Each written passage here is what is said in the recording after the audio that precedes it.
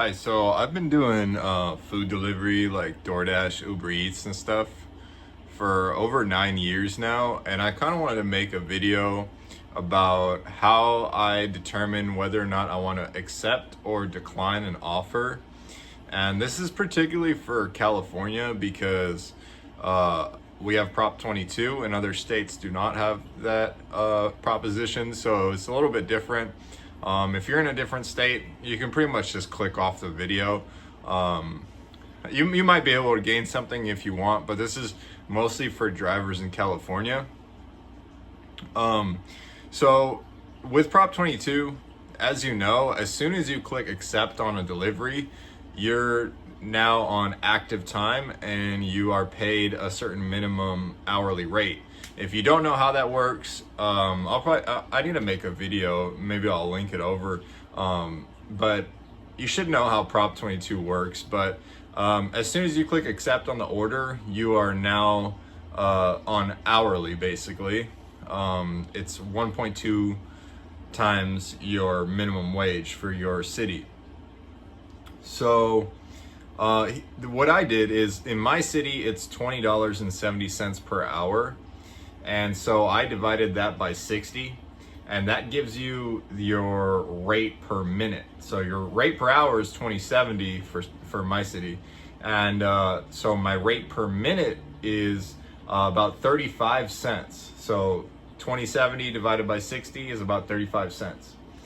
So that's the important thing right there, because what you can do with that information is basically every minute that you do not have an order that you are currently active on, you are essentially missing out on 35 cents per minute we could call it opportunity cost or whatever. But basically how this works out is, like, let's say an offer comes in and you're looking at it, and based on your experience, you are suspecting that there's no tip on this order. Like, it's $3 going just down the street, so there's going to be no tip.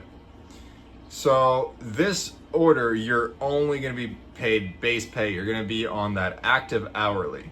Now, let's say you decide that you're going to decline that offer, and it takes you, let's say, 10 minutes before you get your next order. Maybe order that you're willing to accept. Now that's 10 minutes that you were not paid, that you were not active. So that means you missed out on $3.50. So in order for your offer that you accept to make up for that time, you're gonna need a minimum of a $3.50 tip, because tips are not factored into the Prop 22 active time. So in order to make up for that time where you did not receive an order, you're gonna need to get at least $3.50 on your next tip. In my experience, almost every single time that I decline a 0 tip order, I'm going to be better off waiting for even like just the very next delivery. Like, it's very rare that me declining an offer is going to lead to me waiting so long that the next tip that I receive on the next order will not make up for the time spent without a delivery. So that's not the end all be all to determining whether or not to accept or decline an order. Obviously, let's say you decline one, 0 tip, and then a minute later you get one with a $3 tip, but it's going 20 miles outside of your zone and it's lunchtime, and you know that like all the businesses and stuff are where you're currently sitting, and so you're going to be driving all the way out 20 minutes, coming all the way back.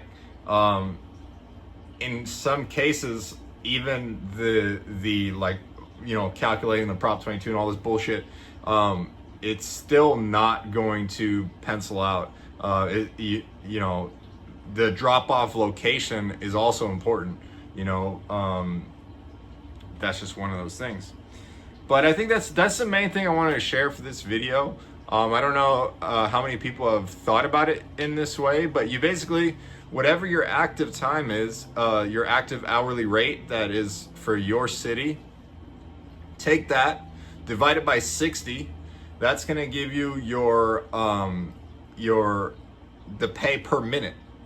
And then you can use that to make an educated guess on whether or not you should accept or decline an order. So good luck, and I'll try to make some more videos talking about some stuff.